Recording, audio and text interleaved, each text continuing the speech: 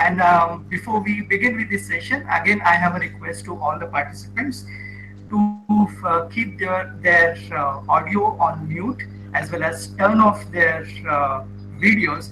However, during the session, whenever you have a question, doubt, or a comment, either you can put that question or doubt or comment in the chat box that you can see to the right hand corner. Here you can type in and have your questions. And if you want to interact with the speaker, you can unmute the audio and turn on the video.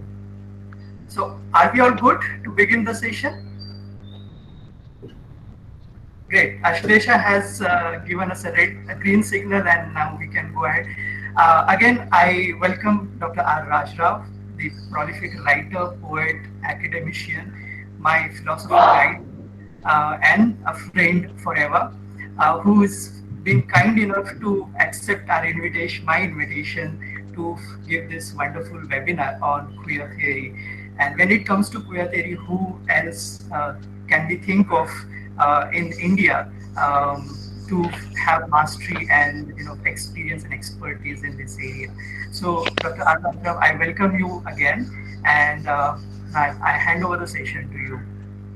Raj. Thank you. Sachin, can I be heard? Yes, you're very much audible. Okay. Hi, everyone. I'm very happy to be here. I'm doing this for the first time, and I'm pretty clumsy with technology, so I hope that it all works out well. After I get the hang of it, it should be easier. I'm going to talk today on an introduction to queer theory.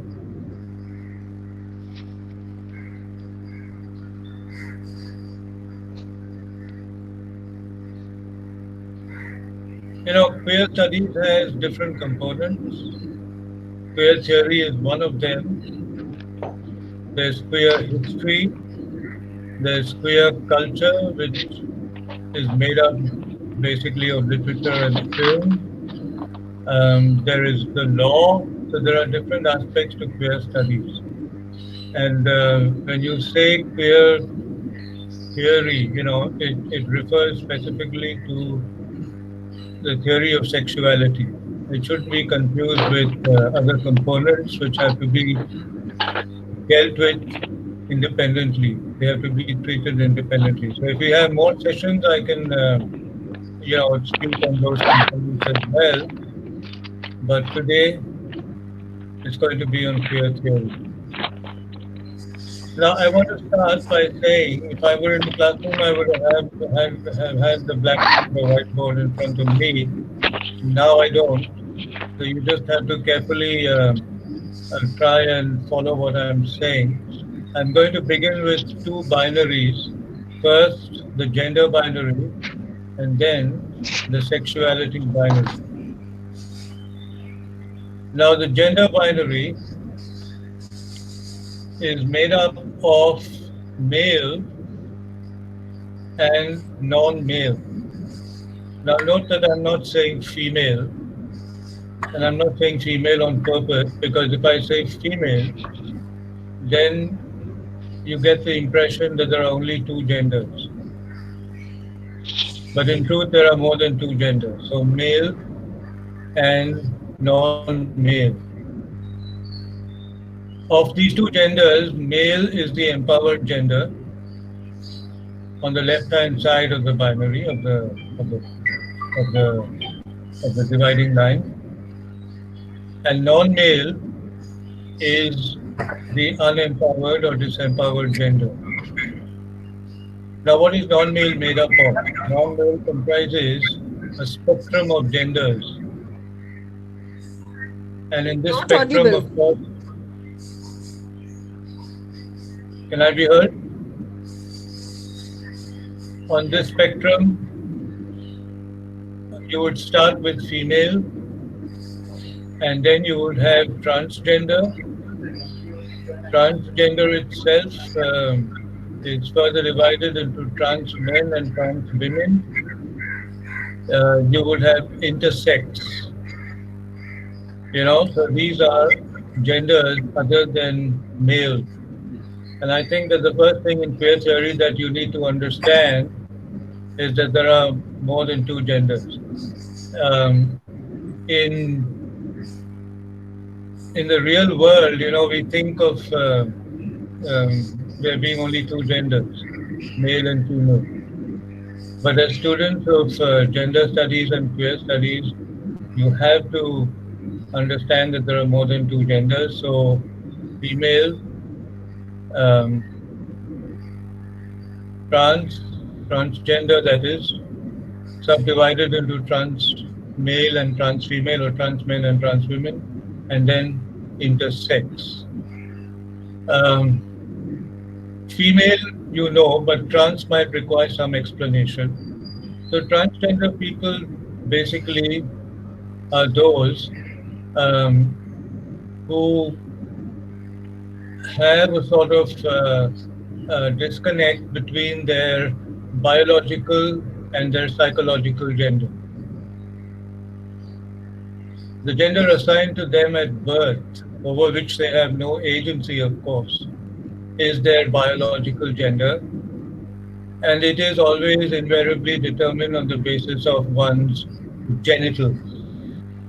So when a child is born, if the child has a penis and testicles, he's called male, and if the child has a vagina, um, she's called female.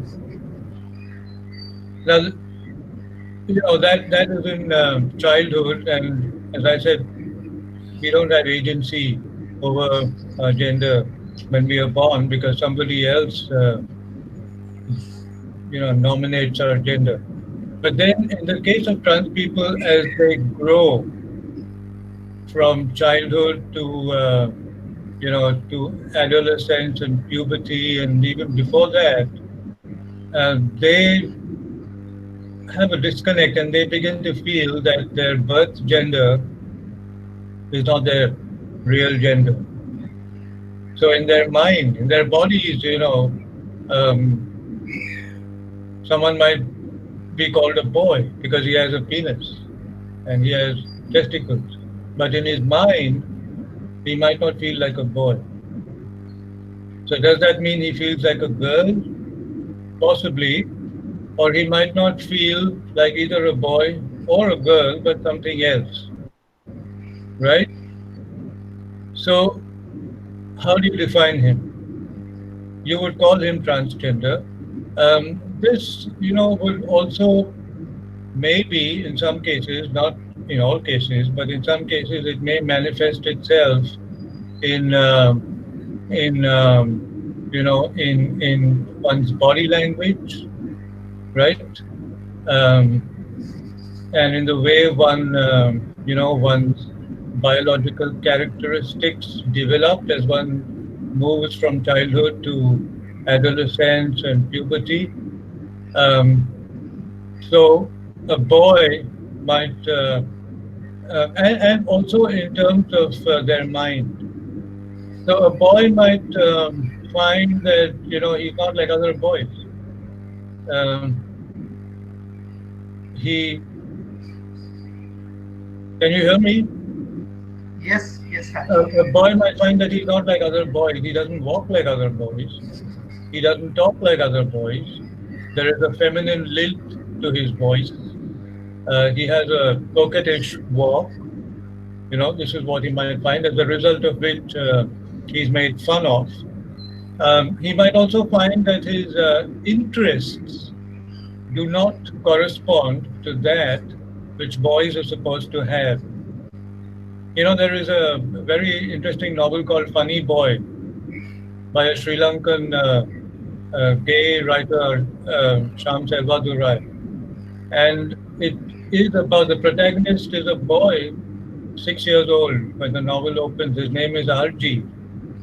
And in the very first chapter, we are told and we see that though he's a boy, he's not comfortable playing with the other boys. He doesn't like to play their rough games, cricket and football and so on. But he's more comfortable playing with the girls who are playing with dolls and things like that. And then, of course, eventually, at this point, this boy doesn't know what's happening to him. Eventually, of course, he discovers his sexuality and he realizes that he's homosexual and not heterosexual, but that comes later. But even when he's a child, apart from that, the other thing is dress. So for a lot of trans people, dressing also determines this disconnect that they feel between their birth gender and their perceived gender. So in the Salvadorai novel, you find the protagonist Arjun. You find him wanting to dress in his mother's saris. He feels very happy when he does that. And of course, he can't do that in front of his parents and his family, but he does that when there's no one in the house. You know, he takes off his clothes and opens his mother's cupboard and takes out her saris and drapes himself in her saris. But then he's caught, and then of course all hell breaks loose. His father is very angry. He blames the mother, as Indian and South Asian fathers tend to do. Um, so my point is that this is how it begins to manifest itself in the case of trans people. I translated the biography of Lakshmi Narayan Tripathi, who's a well-known hijra, and in her case also it was exactly like that. Lakshmi was born male, Lakshmi Kant was the name, but then she says that as she, you know, grew into um, teenage, and even before that, she realized that she was not male. Very often, this is also manifested in terms of one's sexual attraction. That is to say, trans people are also homosexual, sexually attracted to their own sex and not the opposite sex. But then that is not always the case. There can be trans people who are trans but also heterosexual. Which shows that gender is a fairly complicated thing. Now, I said that transgender has two subcategories: trans men and trans women, or trans male and trans female. A lot of trans people live with the conflict all their life. I mean, they are trans, but they hide it because of the stigma, because of the shame, because of the social censure and disapproval, and they continue to live with the conflict. But then, increasingly in the world, there are trans people who want to act on their gender dysphoria, as it's called. And today, this is possible through surgical intervention. That is to say, one can have a sex change operation. In medical language, it's called a sex realignment or even reassignment surgery, by which someone who is born male can become female, and the reverse is also true. Someone who is born female can become male, but that of course seems more difficult, but medical technology has made that possible. So then, a boy who has a sex change operation and becomes a girl is called a trans woman, and a girl who has a sex change operation and becomes a boy is called a trans man, right? And then there's yet another gender category, which is intersex, which is again not to be confused with trans, because trans, as I said, is a psychological state. In the case of trans people, in terms of their biological gender, there is no ambiguity. They're either born with a penis and testicles or with a vagina.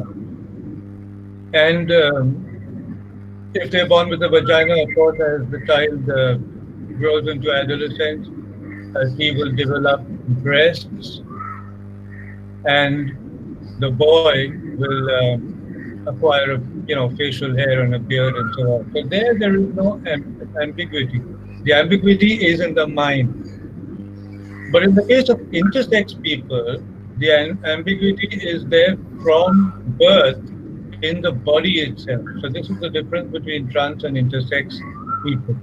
The old word for intersex was hermaphrodite, but today we don't use the word hermaphrodite because it has, it has a negative connotation. It's a sort of abusive word, and so we say intersex. Again, let me cite an example from literature. If you guys have read Arundhati Roy's novel, Ministry of Utmost Happiness, the first part of the novel opens with a character like that, a kid who's born in a Muslim family with a penis, and the mother and the parents are very happy because in India we have a preference for sons. But then the mother, to her dismay, notices that below the penis there's also a hole, which is a vagina. So this child has both a penis and a vagina, and the mother is quite distraught, and she goes to doctors, and the doctors tell her, "Don't worry, the hole will close up," and so on. But as it turns out, as this child grows up, it is the vagina that becomes a more prominent part of her body, and not the penis. So, you know, that is what intersex is about. I remember seeing a show on National Geographic once where there was a man, you know, and he looked like a man outwardly, but he said he had both a penis and breasts, and he was very happy to have both, and he had both of them naturally. You know, in the case of trans people, when they alter their bodies, of course, everything is done through surgical intervention. So trans women will get rid of their penis and their testicles, and then through hormone treatment and so on, they will also want to have breasts. And through silica implants and so on, this is done. And trans men, on the other hand, will want to get rid of their breasts and have a penis. And again, penises, it's called phalloplasty, and penises can also be surgically implanted onto the body of someone who was biologically born female, but wants to change her gender and become a male. But in the case of intersex people, the ambiguity is there from the start, from birth. So that is the difference between trans and intersex. And in this way, what I'm trying to say is that the gender binary is made up of male on one side, and then all the other genders that I mentioned on the other side. The male is the empowered gender, and the other genders are not empowered. We are talking here of social empowerment in terms of how society, because the world is not an ideal place.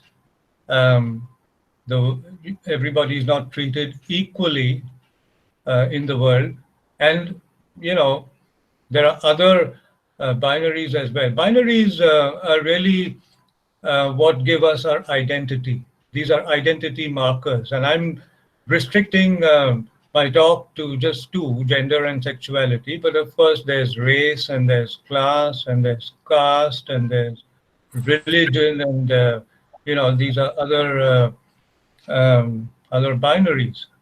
But for the purposes of this talk, I'm restricting myself to gender and sexuality. Now, let me come to sexuality, and there again, there is a binary, and you would have heterosexuality as the empowered sexuality binary. And then again, I'm not saying homosexuality because it's not just two sexualities, just as it's not just two genders. There is a spectrum of sexualities. So on the other side would be, of course, homosexuality, but then there's bisexuality. And in fact, you'll be fascinated to know, and some of you might already know because you're much younger than I am, that there's a whole host of sexualities today, Let me just read out these terms. There's allosexual and asexual, demisexual, monosexual, polysexual, pansexual, omnisexual, androsexual, gynosexual, scoliosexual, autosexual, spectrosexual, menosexual, sapiosexual, and homosexual. You don't need to know what all those sexualities are. If you want, I can tell you. But this is a way of uh, pointing out that there are obviously more than two sexualities, but the more prominent among these sexualities on this list, of course, in the uh, in the disempowered category are, of course, homosexual, bisexual, and asexual. These are the more prominent categories. And this is how sexuality also becomes an identity marker. When you binarize in this way, one of the things that you need to realize is that we are politicizing sexuality. Um, Politicizing other identity categories is easy to understand. So if you say um, the black movement is a political movement, that's easy to understand. If you say Marxism is a political movement, that's easy to understand. If you say Dalits in India are a political movement, that's also easy to understand. Religion, again, can be understood as politics. The word Hindutva, for example, is a term that is political, not religious. And likewise, gender can be politicized, and that is what feminism and feminist theory is about. But when it comes to sexuality, it's harder for people to accept the politicization of sexuality for the simple reason that sex is basically not like the other categories because it's private, right? You don't have sex in public. It's something that you have in private. So for uh, a lot of people are not comfortable with the politicization of sexuality. Let me put it that way. But then in queer theory and in queer studies, you can't feel squeamish about that. You have to get over that, and you have to politicize your sexuality if you want, to live a life which is not in the closet. And that's another word I'm using on purpose. The closet would be a place where only you know what your sexuality is, and you've not coming out of the closet is to make known to the world, maybe starting from your parents and your family and then to others, that you are not heterosexual, right? So you could be homosexual, bisexual, asexual, and any of the other sexualities that I just listed. Um, so that choice is yours, of course. But the politicization of sexuality would imply that you have to come out of the closet. You can't stay in the closet and yet say that sexuality is part of your identity. Now, this is a choice, of course, that one has to make. A lot of people all over the world, not just in India, prefer to stay in the closet because, in the case of sexuality, unlike the other categories, you see, today to say that you're black black people, of course, suffer racism. But you know that it's also empowering because there's a whole black power movement which has a history, which has a tradition. Today, to say that you're Dalit, similarly, may have repercussions. I mean, there might be subtle discrimination and so on, but there is still a history to it, right? The whole Dalit Panther movement started by Namdev Dasal and before that by Ambedkar. So that gives you power. Likewise with feminism. But in the case of sexuality, to politicize it, first of all, queer theory is something that is not indigenous. It's not homegrown in India. All of it comes from the West. And here in India, we might not even be aware of the fact that there is a theory of sexuality and that sexuality can be politicized. So that is why sexuality as an identity category is different from the other categories. That's the point I'm trying to make, and I hope that that is clear. But if one wants to politicize one's sexuality, one has to come out of the closet. You can't have your cake and eat it too. You can't have the best of both worlds. You can't be in the closet and also um, politicize your sexuality. Now, you might ask a further question, well, where is the need to politicize your sexuality? And then I will ask you a counter question. Why do people politicize race? Why do they politicize gender? Right? Why do they politicize caste? Then they do this because they want rights. They want they want to have the same rights that empowered people have. And likewise, non-heterosexual people want to politicize their sexuality so that we have the same rights that heterosexuals have. So if heterosexuals have the right to marry, we should have the right to marry too.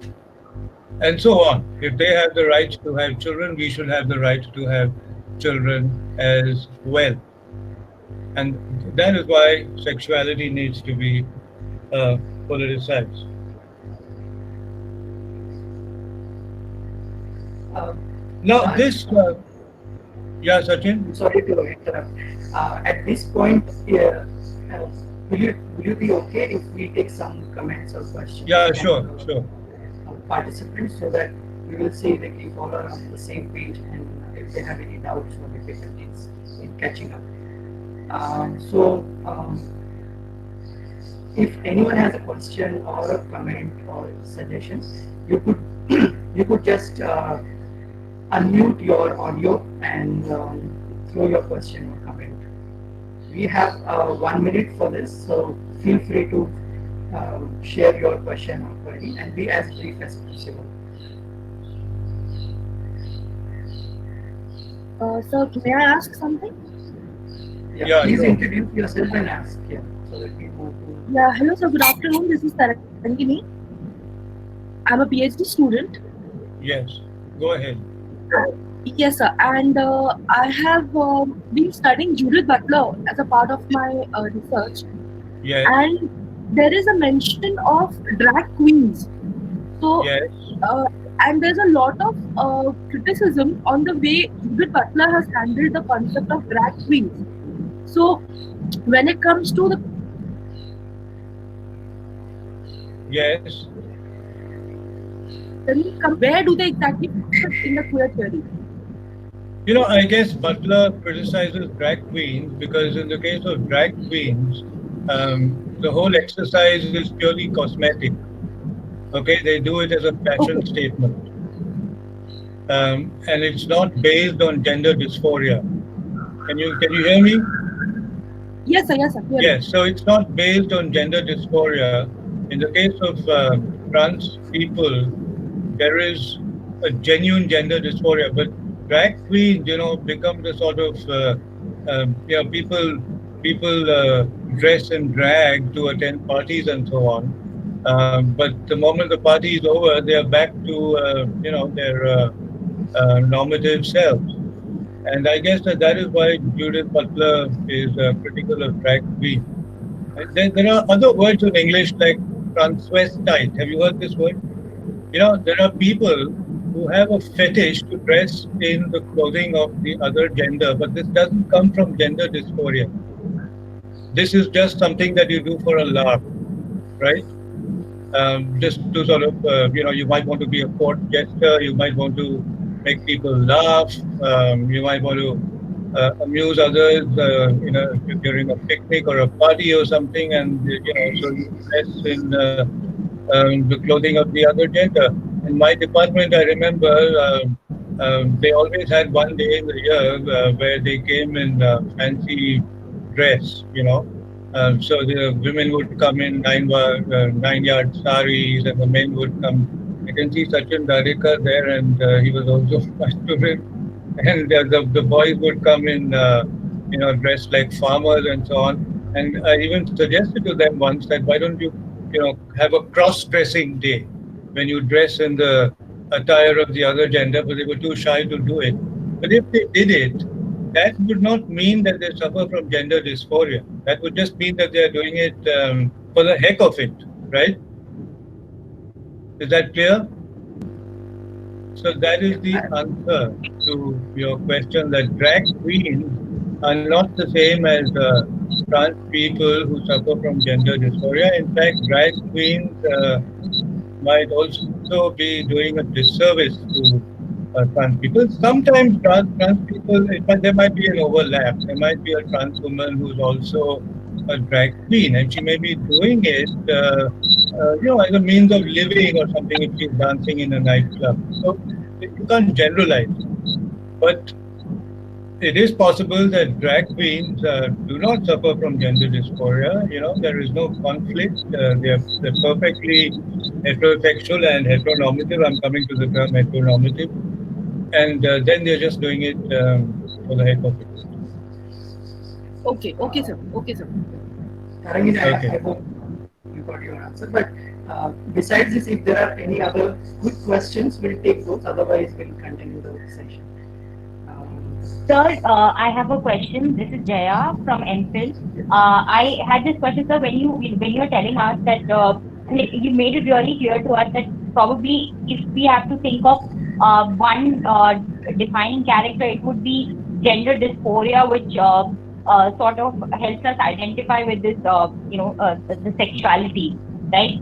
And my question is, like, when you gave us that list of the different sexualities, right? Different in Yes. that list, is it like, politicization of sexuality does empower it, it is empowering in certain ways, but as like again with this example of drag queens, it's also capitalization, and in that so how do we differentiate the two? Isn't it like also because of so many choices, right? If can we like interpret it like that too? What do you mean by capitalization? Like in terms of choices, there are so many choices available that one would feel to You mean have you're spoiled for choice as you are in a capitalist society? right, Yeah, but see, at the end of the day, it's a question of honesty. That's what I was saying right, about drag queens as well. That if you're right, doing it dishonestly because you just want to show that you have the means and you can flaunt it. That's what capitalism is about, isn't it? That you have right, the means to flaunt, and that's right, materialism. right, So each case would have to be evaluated on its own merit. Um, these terms, the whole list of multiple sexualities that I gave you, is done because people are trying to sort of zero in on who they exactly are, right, right? right, And that is empowering because someone might say, for example, if you take something like um, asexual, an right, asexual person would say that, well, I'm neither homosexual nor heterosexual because I don't feel the desire to have sex with people of either gender. So I'm not heterosexual, but then you can't call me homosexual either, right? right, That's what an asexual person might say. And another way of all this, by the way, is Eve Sedgwick. This first part of my talk is based on the theories of Eve Sedgwick, a famous feminist and queer theorist, from her book Epistemology of the Closet. I have mentioned that to Sachin, and you can get the bibliographical details of that book. But this is her model. Now, so for example, she says, Eve Sedgwick says, when you talk about asexual, she uses another word, which was a term in currency, in use, long before the term asexual, I guess. And this is the term autosexual.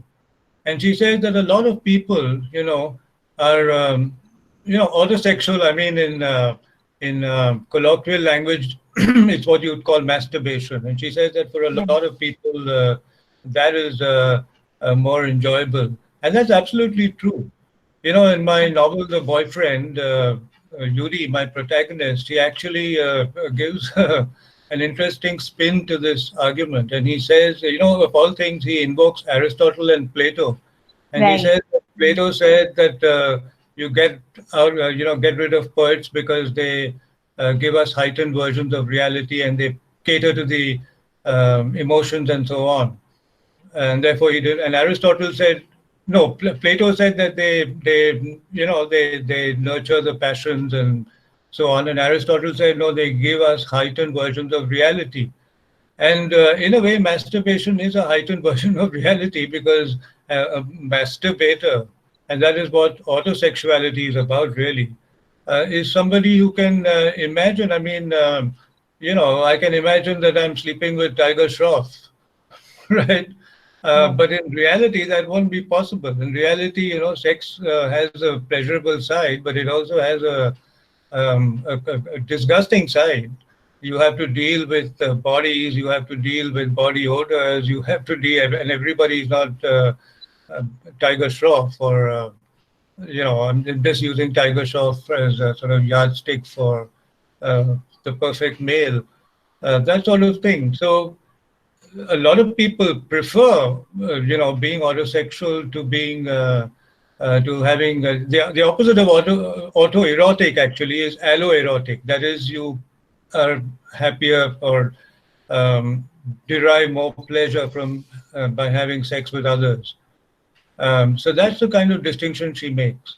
And I think at the end of the day, as I said, each case would have to be evaluated on its own merit, and it's about honesty. It's about whether you're doing it dishonestly, and saying that, well, I'm spoiled for choice, so I'm this and I'm that, and you're just doing it as a fashion statement on a college campus. Somebody might come and say, I'm polysexual. I'll just give you the definitions of some of these meanings. Sir, See, I for have this example, question, just an you additional. have the okay. Like, then a voyeur would stand where? Like, if Who? there is a person like a voyeur, where would that person stand? Like, what kind of a sexuality would that be then? Say that again. I didn't get the word. A voyeurism, a voyeur A who voyeur. just Okay. derives pleasure out of seeing. Like, No, voyeurism is different. okay, Voyeurism is not a sexuality. right, Voyeurism may be called a perversion. And right, if you're queer, voyeurism is a subcategory of queerness. Now, I must say before I move on, and thanks for reminding me that in the formulation LGBTQIA plus, okay, that is so these are sexual identities. And note that homosexual and heterosexual are not part of these identities, because to say I'm a homosexual or a heterosexual merely connotes a preference. But if I say I'm L, which is lesbian, G is gay, B bisexual, T transgender, Q, which is queer, I intersex, A asexual, and plus is all these other categories. Is that clear? So right, this is about the politicization of sexual identity, LGBTQIA plus. Now, voyeurism is an aspect of Q. Q stands for queer, and queer is a sexuality, um, not just in terms of preference, but in terms of lifestyle. Now, I see myself as queer, and there's a distinction. For example, G is gay and Q is queer. A lot of people use gay and queer interchangeably or and synonymously. But for me, they are not synonymous because it has to do with how you negotiate the idea of normativity. Basically, in short, I'm coming to this is that a queer person wants to destabilize normativity in every which way he can because he believes that that is the road to utopia. So, voyeurism, you know, and other forms of perversion are validated by queer identities, and they don't disapprove of them. They don't stand on high moral ground in relation to, even things like pedophilia or bestiality, right? Right. They don't stand on high moral ground in relation to these, you might call them fetishes. So Right. voyeurism is a fetish. It's not a sexuality, and it's an aspect of queer identities.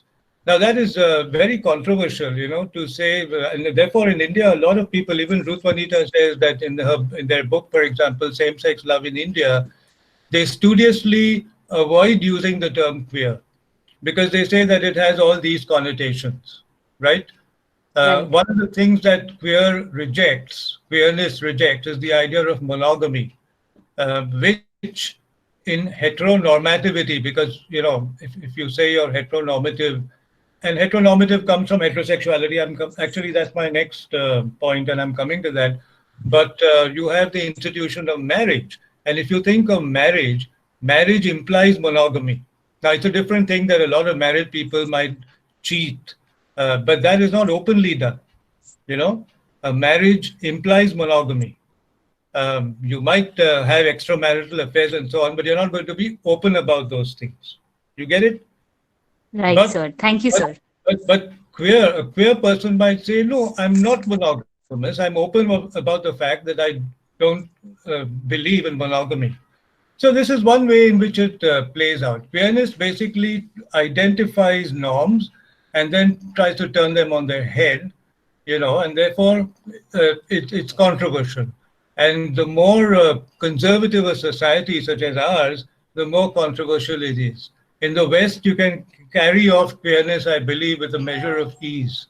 But in India, it's harder, to say you're queer. None of our activists, starting with Ashok Rao Kavi and so on, would I think would use the word because they risk it, and even I risked it. I mean, I say I'm queer as an academic. I mean, it's a different matter that the people who employ us are foolish and they don't understand these things. But if they really understood the meaning of queer, it also has to do, for example, with with intergenerational sex, which heteronormativity doesn't permit. If you think of Indian marriages or marriages anywhere in the world, they have to be between people of the same generation, not just same religion, same race, same class, same caste. That's there, but also same generation. So if I say I'm over 60, but I have a 20-year-old boyfriend, that in itself makes me queer.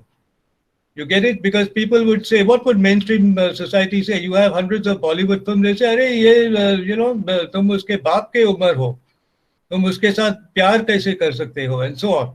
You get it? But that is an aspect of queerness. Are you there? Yeah, Yeah, thank you, yes. sir. Thank you, sir. Okay. Yeah, yeah. I guess like we could take only two or three questions. So we'll continue with this discussion and we'll keep those questions for towards the end of the session. Thank you, Raj. Yeah, that's fine.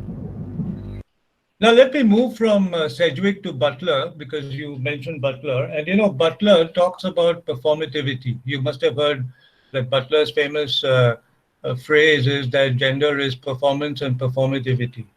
Um, how does this? How do you understand? How do we understand this? I would like to explain this in terms of, she says performativity, but it also amounts to heteronormativity. Um, you have the word norm. From norm, you get normal. From normal, you get normative. And from normative, you get normativity. And then you append the word heterosexual to these words, and it means that heterosexuality is the normative sexuality. The difference between the term heterosexual and heteronormative is exactly like the difference between the word Hindu and Hindutva. The latter is political.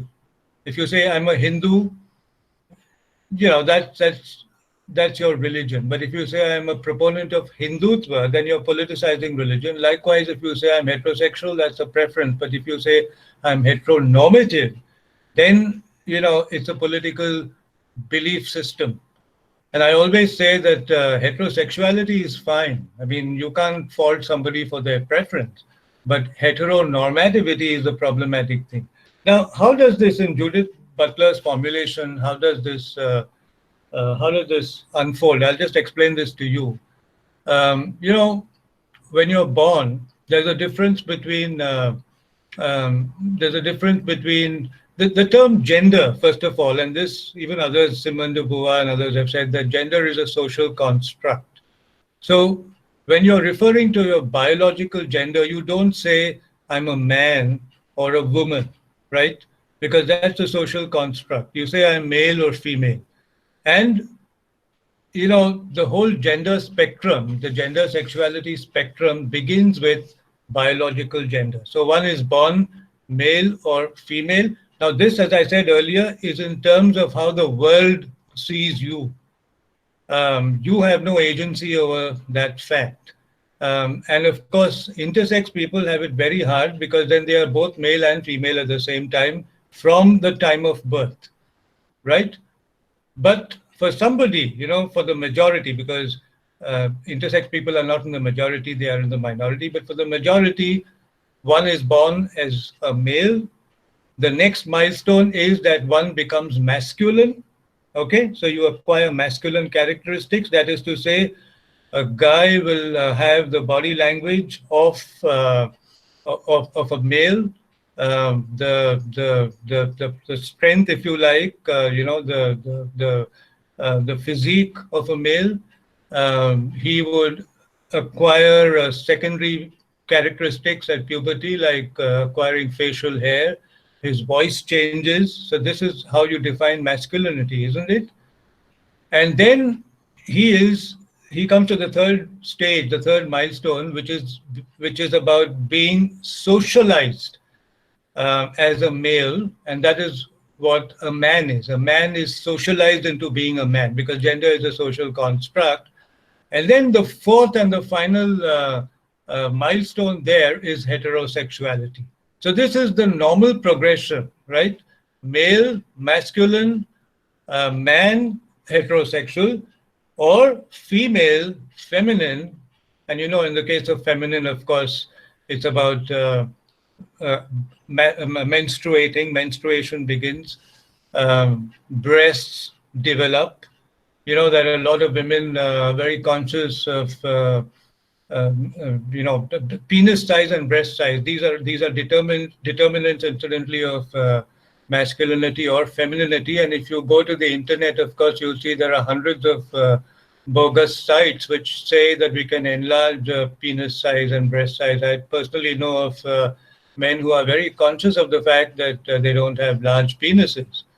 And I'm sure there are women who are conscious of the fact that they don't have large breasts, and sometimes it really sort of can be a source of depression and so on. Because, that is what masculinity and femininity are about. The third stage is about being socialized as a man or a woman. So if you're socialized as a man, you know that in India, for example, we are notorious about being socialized as men. Even as I speak, there would be men who would say, "No, we'll never go into the kitchen. The kitchen is the wife's domain. I will not cook." Now with this lockdown, it's interesting that a lot of men have to do their own work, but otherwise they have their wives. Men are the breadwinners. They have to go out to work and so on. Women might go out to work, but they still have to keep home. So this is how gender becomes a social. You're socialized into being a man or a woman, and then finally you're heterosexual. Now, if you think of it, 90% of the people in your families, you can have to just go back and have this discussion with your own parents, and you will come back and say, "So you were right," because that is what they think the normal progression is. This is how gender becomes performativity: male, masculine, man, hetero, female, feminine, woman, hetero, right? Now, if there is a disruption in this at any stage, that is to say, I may be male, but I don't feel masculine, or I'm a male, but I feel masculine. I'm even socialized, I may not be socialized as a man. That is to say, there are Indian men who today would say no, they might think of themselves as liberated, or they may be liberated, and they would say, no, no, there's no harm. I go into the kitchen. I don't want to be socialized in this stereotypical male fashion. I do the dishes. I do help my wife in the cooking with the cooking. In the West, it happens a lot. In the West, I think that people are not socialized into being men and women as much as they are here in India. When I go as a house guest with my German friends or American or British or European or Canadian friends, I see that, if the wife is doing the dishes in the morning, one thing, they don't have servants as we do, then the husband will do the dishes in the evening and so on. So that socialization, they've reached a stage where they negotiate, where they've been able to deal with that. But in India, we've certainly not yet been able to deal with that. Now, all that might be fine. And then, of course, what has to follow is heterosexuality. Sometimes there can be a break in this performativity spectrum at that point. That is to say, I am male and I am masculine and I am socialized as a man. I would say that in my own case, that is how it is. But then the disruption comes at the point of sexuality, because having been all that, but I'm not heterosexual. You'll be amused if I tell you that there have been people who said to me that you can't be homosexual because you look manly enough. So this is what I mean, that disruption can be at any point. But the moment there is that disruption, then of course you are off. Then because if there are no disruptions, that is what heteronormativity is about. But if there are disruptions at any of these 4 points, then of course you're not heteronormative, right? And this is when you become part of the whole politicization of sexuality. Now, this is Butler. That either if gender is performative, then this is how it should unfold. If it doesn't unfold in this way, then of course, I use the term gender dysphoria, but Butler uses the term gender identity crisis, which sounds like a sickness. So then you're sick, you need help and so on. So this is why heteronormativity is problematic. It's dangerous. Now, I want to say at this point that very interestingly in queer studies, there is a term that derives from heteronormativity, and this is the term homonormativity. The queer theorist Lisa Duggan was one of the first people to use this term, and this is a derivative term. But if homosexuality plays out as heterosexuality does, that is to say, a homonormative person might say that for me, the disruption, as I was saying in my own case, is only at the last stage. That is to say, I am male and masculine and I'm socialized into being a man, but I'm attracted to people of my own sex and not the opposite sex. But other than that, I'm like everybody else, and therefore I must be credited with being normal and normative, and this is what leads to homonormativity. Now, I want to say that the last stage is interesting because heterosexuality it doesn't just end with heterosexuality. You need to understand that heterosexual. If you say you're heterosexual, there are a lot of cultural aspects to heterosexuality. It's not just enough to, heterosexuality is not just a sexual preference. Even if you're not out of the closet, and even if you are in the closet, of course, if you're heterosexual, you don't have to be in the closet, because there's also something else. Please understand what I'm trying to say. There's something called heterosexism. That is to say, unless you're out of the closet, okay, you're assumed, there is an assumption of compulsory heterosexuality in every human being. Even if a man is feminine or a woman is masculine in her, in her appearance, in her way of speech, in her body language, and so on, she would still not be thought to be not heterosexual.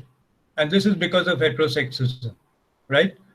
So I think that homonormative people would cash in on that and say that, look, in every which way, I'm no different, except that there is one difference. I'm attracted to people of my own sex and not to people of the opposite sex. But as I was saying, heterosexuality has its cultural aspects. It seems to me that the most important of these cultural aspects of heterosexuality is the institution of marriage that humankind has devised for itself. Marriage is an institution that is restricted to human beings. You know, in today's Pune Mirror, they asked me list 5 books because people are bored, and can you tell them what to read? Now, one of the books I listed was Shobha De's book called Spouse, where it's a sort of marriage manual. And then I wondered why I did it, because I'm so anti-marriage. And here is this woman, waxing eloquent about marriage. But I did it because, they were in a hurry and that was something I could find. And, newspaper readers would like that sort of thing. So I just wrote about this book called Spouse by Shobha De. But on a more serious note, if you think of the institution of marriage, it has a lot of rigid rules, right? um, Regardless of where you are. Now, we in India have arranged marriages, and believe me, the majority of Indians still have arranged marriages and not what are called, so-called love marriages. But, think of how marriage takes place. In the same novel, Funny Boy, that I was mentioning, one of the characters called Radha Auntie, she's in love with somebody from another community in Sri Lanka. She's a Tamilian, but she's in love with a Sinhala guy. But in the end, she has an arranged marriage with another Tamil guy. And our protagonist, Arjun, he asks her, why did you do that? And you know what her answer is? Her answer is because most people marry their own kind. And this is the title of a paper I was writing on that novel, which appeared in the journal Area many years ago in Canada. And this is what she says, because most people marry their own kind. Now, this is very true. Even in America, a black and white marriage is rare. In India or anywhere else, a Hindu-Muslim marriage is rare, you know. So marriage comes with these rules. And as I said, a 60-year-old man and a 20-year-old girl is also rare. There have been cases like that, and you see the media hounding them. I remember some years ago, this girl said, okay, he's my professor. I've fallen in love with him. And, we who are in the teaching profession, I think that we go through this all the time. I mean, I may have retired and so on, but I still have, female students saying, sir, we love you and so on. And, they even joke, we would like to marry you and so on. Now, if that really happened, can you imagine what would people would say? The first thing they would say, as I said earlier in Hindi, Arey baap ke umar ke ho or nala ke umar ke ho and so on. So there would be a smear campaign. It's not going to be accepted. So marriage is a very rigid institution because it's all right as long as the rules that we've set out are adhered to. The moment you flout any of these rules, then it's not a marriage. I wonder why, at the drop of a hat, people say, okay, I'm going to a marriage. And think I never attend weddings, students come to me with their wedding cards and actually in my latest novel, Madam, Give Me My Sex, there's a joke because this professor who's gay, not me, a girl comes to him and says, sir, I'm getting married, come to my wedding. And you know what this professor says? Oh, are you getting married to a boy or a girl? And this girl is shocked and she goes and complains to the head of the department and says, sir, he's calling me a lesbian. And the head of the department reprimands this professor. But this was the professor's way of subverting the idea of the rigidity of marriage, that marriage is fine and you go and do, unfortunately now the marriage season in India is coming, but with this lockdown, I wonder whether people will be able to get married the way they do, with band baja and so on. And then you go and attend it and you take photos and you have movies like Hum Aapke Hai Kaun, which are all about weddings. But do we think even for a minute that it is such a rigid institution, right? And in the gay subculture, let me tell you that the gay subculture is firmly divided in the middle between those who are supporters of gay marriage and those who are anti-gay marriage. In India, when in September 2018, the Supreme Court decriminalized homosexuality. Everybody was saying that now the next stage is that they should legalize gay marriage. But let me tell you that not all gay people want gay marriage to be legalized, right? Because then it means that you're voluntarily submitting to the rigid norms of marriage. And believe me, gay marriages, wherever they exist, and in India too, there are gay people. You can't have a gay marriage, but there are people who regard themselves as married. But if you really deconstruct those relationships, you'll see that they have all the rigidities of a heterosexual marriage. That is to say, both partners would be of the same generation, probably the same, certainly the same social class, the same educational background, right? The same religion. And then they might say, okay, we are committed to each other. That's most likely. You know the famous case of Harish Iyer, whose mother thought she was being very radical, and she went to the Times of India and said, "I want to uh, put a matrimonial ad for a husband for my son, Harish Iyer." And they were shocked, but then eventually they did it because the Times will do anything for money, as you know. Um, and they put the ad, and then they said, "Okay, ma'am, just write it out for us." And she wrote, and needless to say, she must have said that these are the specifications, and she wanted if her son is 30 years old, she wanted someone who was 30 years old. But finally, she said, "I want a Tamil Brahmin because we are Tamil Brahmins." So you see how she was falling right back into that rigidity. Why, if you're so liberated that you can openly advertise for a spouse, a same-sex spouse for your gay son, then shouldn't you really be liberated from all these other rigidities of religion and caste and so on? But that is easier said than done. And therefore, queer people would dismiss outright the idea of homonormativity. And as I said, it's derived from heteronormativity, and it's something that I would say that the gay subculture, Foucault is our guru in all this, because Foucault, was anything but homonormative. And there's a very interesting book called Sexual Dissidence by Jonathan Dollimore. And in the first chapter, which is called An Encounter, it's a very anecdotal chapter. He talks about an encounter that André Gide, the French writer, and Oscar Wilde had in an African country. Both were holidaying. And how André Gide was very uncomfortable in Oscar Wilde's presence. Because, then and the reason is that Oscar Wilde was homonormative. He was a conservative.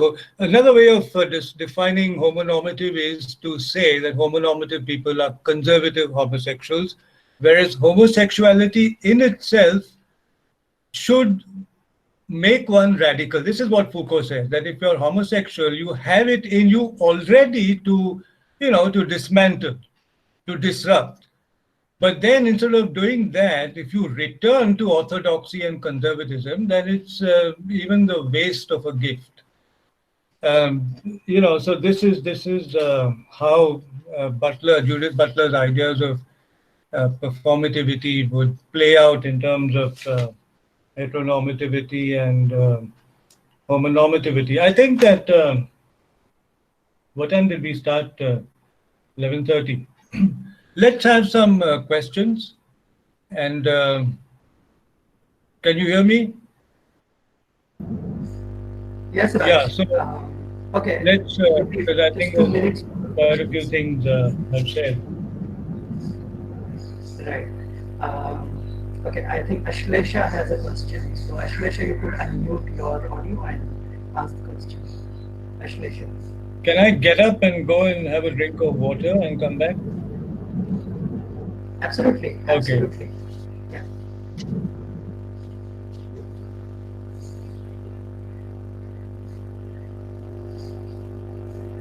Okay. In the meanwhile, if you have any comments, questions, keep your questions ready. Any observations?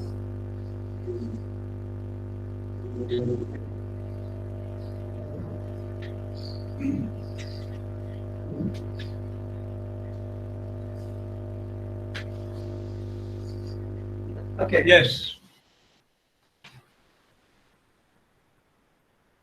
Okay, I'm here. Hello. Hello. Can you hear me? Can you Hello. hear me? She had a Yes, question. sir. Yeah. Okay. Yes, sir. Okay, Shall we take go one on. question at a time? Yeah. Yes. Yeah. So, Renu, could you begin with your question?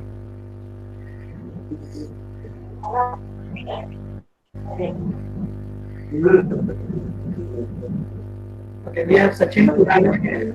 Um, Yeah, Sachin, yeah, he has do to. you have a question? Yes. Renu, you are not audible.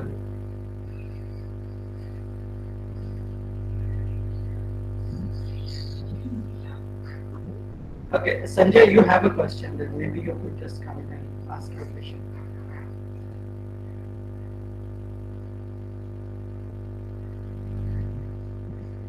Hello. Preeti, yeah. Yeah, Sanjay, please. Good afternoon, sir. Myself, Sanjay Yeah, Palekar, hi, a good PhD afternoon. scholar. I would like to know about Yes.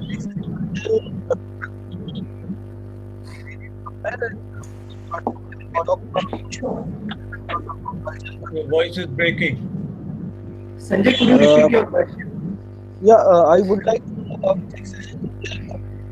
as we talk about social construct in our lecture. We will not focus on cultural Sanjay, I think Unfortunately, we are not. like your voice is breaking, so I didn't hear the whole question. Sachin, Okay, can you Sanjay. repeat? Yes. Sanjay has a question. Whether sex can be treated as a cultural construct? Whether sex can be treated as a Cultural construct. So by sex, if you no, mean, no. The answer to that is no, because okay, that is what gender is. Gender is a social construct and even a cultural construct. Sex is biological, so it's not cultural. But you know, the way one um, manages one's sexual life, that maybe that can be called cultural. Okay, Raj, the way but you there is manage your also, sexual life.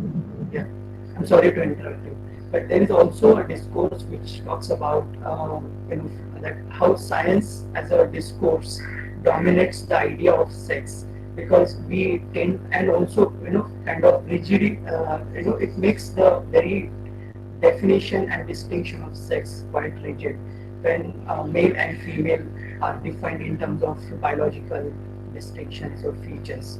So, Yeah, would so you have that is the answer. The science rigidifies, so it can't be cultural. Because science sees, science is like 2 plus 2 equals 4. Um, but it's also true that, you know, in the case of hormone studies and the X chromosome, and, Eve Sedgwick says the sex, the biological sex is what she calls chromosomal sex. It's determined by a genetic makeup. That is science, right? And you don't have control over that. That is science. I mean, when you're in the womb, um, how do your genes and hormones come together and form you? And I guess that is what determines your sexuality. But that is not cultural. okay? That is biological. You can call it scientific if you want, but it's not cultural. But I was saying that the way you manage your sexual life could be called cultural because then in different cultures the management of sex and sexuality plays out differently. For example, Muslims can have more than one wife, right? So that sort of thing. It can be seen as cultural in that sense. Um, so that is Yeah, the thank you. answer. Yeah, thank you, Raj. There is one question. Dr. Preeti Oja wishes to know that how is media playing a role in defining or denying the queer construct? Would you like to respond Media to this has question? been supportive as far as the decriminalization in India. I'm talking about India. I can't talk about media in general. But the Indian media has been supportive as far as the decriminalization of 377 was concerned. And you know that law has had a very tumultuous history. In the 21st century, it got decriminalized and recriminalized again and then again decriminalized in 2 years ago. And the media has been supportive. In fact, my book Criminal Love, I have said without naming Arnab Goswami that even a man like him, who is so right wing and such a BJP stooge, but even he, it almost seemed to me that he was out of character over there when he was supporting LGBT, the decriminalization of 377. So there the media has been supportive. But Sachin, let me take that further and, you know, I don't think that the media understands these things fully. They just try to be trendy. They want to seem progressive. They want to be in vogue. So they will support gay rights because they think that that is a part of human rights and so on. But if you took this further, for example, if you really explain to them what queerness is, and that queerness is a means to an end, as Foucault says, the end is, utopia. You have to pull down structures as you know them to rebuild them anew. If you explain all that to them, if you say that queerness validates perversion, in Criminal Love, there's a whole chapter called perversion. And I start with a whole lot of perverse states, that I list right from, as I said, pedophilia and bestiality and so on, a whole spectrum of them. Now, if the media heard any of that, of course, they would just lynch you.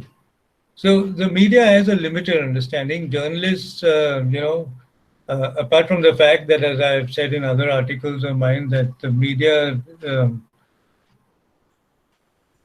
the media should hang its head in shame. The way they have lost their spine. This is not how what the media should be, but that's another story. But they have been the short answer to your question is that they've been supportive up to a point. But if you really acquaint them with queer theory and if you talk about all the multifold aspects of sex, I don't think, for example, that they understand um, transsexuality very well. I don't think that they understand that. They understand gay and lesbian, LGBT. They bandy these terms. The newspapers may be slightly different, some newspapers, but as far as television is concerned and social media are concerned, I think that they have a very superficial understanding of these things. Okay, thank you, Raj. Thank you. I think that was quite satisfying. The reply to Dr. Ogyan, and she also acknowledges that. Yeah. So, shall we continue with the session? Yeah, If yeah, there I are can take more questions. okay. Right now, it seems like there are no other questions. There were just a few comments. I think Janavi has a comment. So Janavi says, actually, she is responding to a comment made by Renu, and Renu says that when gender binary was politicized, it was accepted. Till then, they had no identity as such. And then, and she also raised the issue of surrogate children of gay parents. Then Janvi has a response to this. She says that this might be a complete out of topic question. If you book Madam, Give Me My Sex, certain men have mentioned are married, but they look forward to be with other women too. Uh, so it Yeah. questions the idea of monogamy being natural. So what about polyamorous? polymorphous or polygamous, polyamorous people and all that. So Janvi just responded to that. I think besides that, there is no question as such. So you may just continue. Or you want to wish, if you wish to comment on what Janvi I said. don't think there's polygamy, and you know that in the case of Muslim personal law, we created such a hullabaloo about it in India, right from the time of the Shah Bano case. Right. They want a uniform civil code. And one of the aspects about Islamic culture is that Muslim men allegedly can have four wives and so on. Um, so, Okay, Raj, there is one more question. This has come from Dipti Majumdar. She says that at what point of time in history, um, I'm sorry, I just missed it. Yeah, at what point of time in history do we see homophobia as such developing in India? So, do we relate it to? I want to have a separate session on history, but the short answer to that question is that, of course, it started in British India with the introduction of Section 377 of the Indian Penal Code. And before that, homophobia, in the sense in which we understand it, did not exist. I do believe, I've said this in Criminal Love, that we are not really homophobic. What, loosely you can call it homophobia, but we are not homophobic. I've illustrated that even with examples from my own life that I've given, that, you know, um, real homophobia for me, has to do with religion and so on. For example, um, in a deeply Christian sense, homosexuality is seen as sinning against the will of God. So, an Orthodox Christian, this was Andre Gide's problem. An Orthodox Christian who is homosexual might think that homosexuality is really the handiwork of the devil, who's tempting him and so on. And then that can have a kind of violent backlash. In America, there was a very famous case, the Matthew Shepard case, where this young man was killed brutally by truck drivers who misled him into believing that they were homosexual, and then they brutally murdered him, but not for money or anything. It was this sense of homosexuality being the handiwork of the devil. We don't have that in India.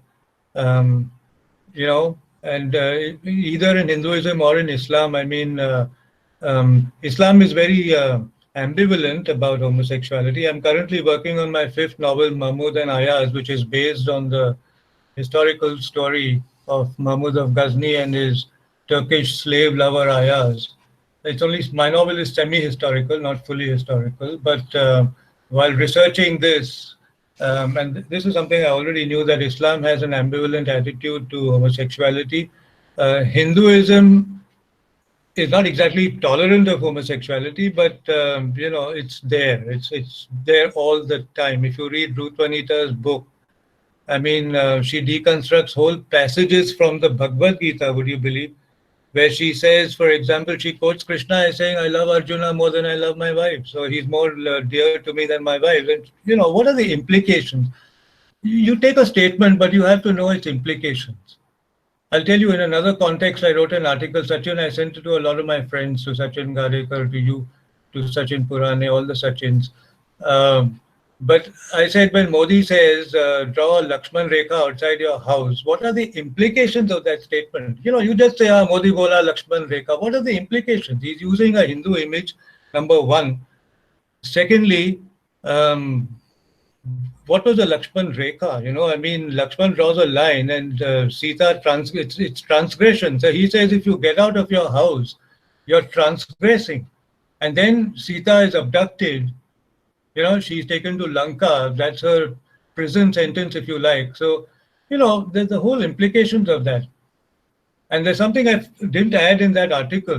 Wendy Doniger has said that the Ramayana, the telecasting, but you guys should know this. The telecasting of Ramayana and Mahabharata, the B.R. Chopra serials, were one of the things responsible, because they fomented these passions, responsible for the demolition of Babri Masjid. And now Doordarshan is, telecasting those serials all over again. क्यों? क्योंकि you're in lockdowns, you stay home and see Ramayana and Mahabharata. So, these are very problematic things, right? So, when you say something, when you make a statement, you have to understand the implications of what you're saying. So, Ruth Panita goes right into the heart of the Bhagavad Gita, and she says, well, Krishna is saying this. What does it mean? And then there are other stories, Vishnu and Shiva and, Ayappa and that. And then there's Kama Sutra, there's Khajuraho. So I think that in pre-colonial India and in Islamic culture, you have Laundebazi and, the ghazal was, there's Rekti poetry where men assumed the persona of a woman and wrote erotic love poetry for other women. But they were writing those poems as women, so women writing to women. And likewise, the ghazal, the original ghazal, again, this is controversial, but when the ghazal was first written, the man had another man in mind. If you see Mir Taki Mir, if you see Abru, Amir Khushro, all this romance, that they felt was for younger men. The whole idea of the older man and the younger, a bit like how it was in ancient Greece and Rome. Now, all that changes in 1860 with the Victorians, their morality and unnatural sex and so on. So the answer is that this is when homophobia comes to India. They were trying to impose their idea of homophobia on our culture, which they did, and which foolishly we inherited and did not get rid of it right up to 2 years ago. Though England itself was embarrassed by what their Victorian forefathers did and got rid of that law. But I would still maintain that we are not truly homophobic. I'll tell you, there are many parents who tell their gay sons, especially sons, but maybe even daughters, कि बाबा तुम शादी करो और बाद में तुम कुछ भी करो. Because we are concerned, see, Hoshang Merchant and others have said this, we are a shame culture, not a guilt culture. Homophobia is related to the idea of guilt in the Christian sense, in the Christian sense that you have guilt and you have sin and guilt and expiation and all that, so that's a whole religious trope. Here we are a shame culture. We are concerned with honor. Okay, so if people know that my child is homosexual, it will shame me. It will violate my honor. So there are a lot of parents who say, Baba, outwardly, and believe me, there are a lot of homosexual men and women who do that. They get married and then they lead double lives in India and in other parts of the world. But in India, this is very common that all gay people who are in the closet, across classes, it could be upper class, middle class, working class, they would do this. They would get married when the time comes. And then in the case of men, patriarchy comes to their aid because the man can always say that, I'm a man, so I can stay out of the house and so on. And the Koti identities, I didn't mention Koti because this is an indigenous identity. The Kotis are also a sort of trans people, but they don't become trans women. They continue to stay as men, they don't have surgeries and so on, but then they lead these double lives. I mean, they are married men by day, but in the evening they even do sex work, to make some money on the side and so on. So that is the answer, that homophobia in history enters at this point in the 19th century. But I want to have a separate session on history if they are interested. Yeah, even I feel that on culture, literature, and film. There could be many questions, but then we can't really address all these questions in one Yeah. session. So you're right that we could have some more sessions in future, in the time to come. So I guess Nitya agrees with this, and Nitya also made a brief comment on Sufi poems, and she said that recently there was also a film which talked about Kotis. In fact, the title of the film was Koti. I guess it's a Marathi film, and it makes the okay. So Raj, shall we continue? Now we have probably Yeah, so With is that it? some We wind up? time. Yeah, so I also think that we should wind up and we can arrange for another Yeah, session. we can have another one. Now that I'm getting the hang of this, Yes, maybe and we with can. also we can take suggestions from the participants as to what Yeah, or sure, questions, sure, so that sure. these questions could be addressed in the next session.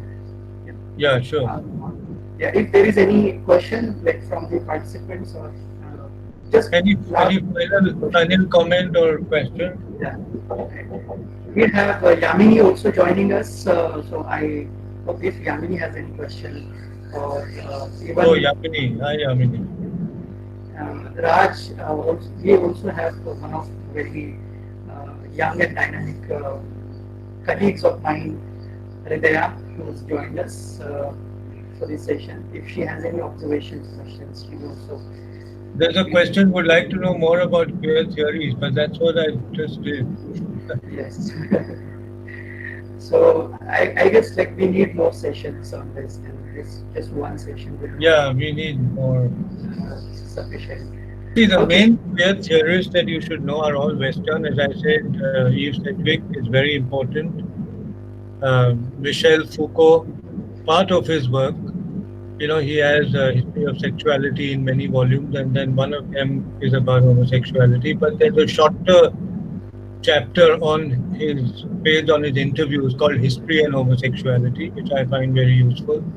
Right. Judith Butler, Gender Trouble, that book, especially her theory of performativity. Jonathan Dollimore's Sexual Dissidence, the first chapter, Encounter with Oscar Wilde and Andre Gide, in terms of essentialism and anti-essentialism. Um, Terry Goldie has a book called Queer Sex Life, which explains in detail what queer identities are about. And in my book, Criminal Love, a lot of this has been also discussed. So that's a book you'll find it all in one book. In my book, Criminal Love, Queer Theory, Culture and Politics in